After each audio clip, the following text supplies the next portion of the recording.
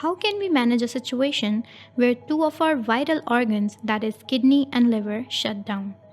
I'm talking about hepatorenal syndrome, that is defined as the development of unexplained renal impairment in patients with severe liver disease. Hepatorenal syndrome, or commonly known as HRS, is a type of progressive kidney failure seen in people with severe liver damage.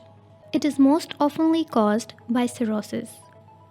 As the kidney stops functioning, toxic metabolites start to build up inside the body, and it will lead to the liver failure.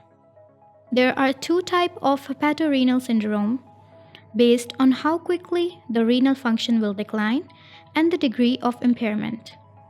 The first one is known as type 1 HRS, that is rapid and progressive renal failure. And the second one is HRS type 2, that has moderate and stable reduction in the GFR.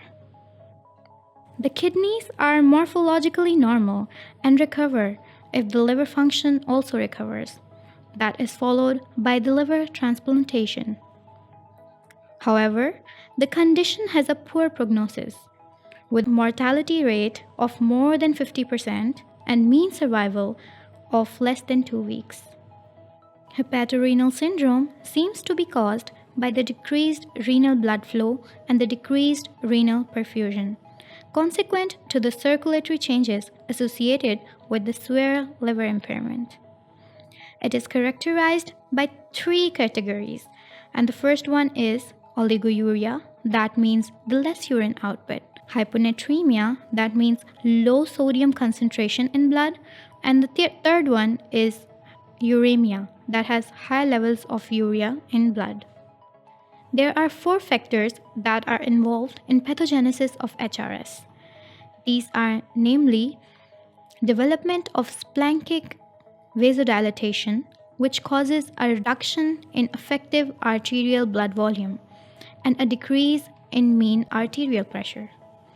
The second pathophysiology that it follows has the activation of sympathetic nervous system and the renin-angiotensin-aldosterone system, which causes renal vasoconstriction and a shift in the renal autoregulatory curve, which makes renal blood flow much more sensitive to changes in the mean arterial pressure. The third mechanism is impairment of cardiac function due to the development of cirrhotic cardiomyopathy, which leads to a relative impairment of the compensatory increase in cardiac output, secondary to vasodilatation.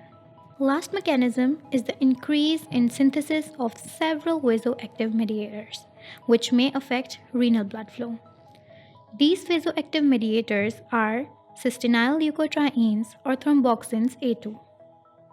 The pathogenesis of all these vasoactive mediators still remain unknown. An extended discussion of the pathophysiology of HRS is outside the scope of these guidelines and a topic for another day. Subscribe to sqadia.com to learn about management guidelines of HRS right away.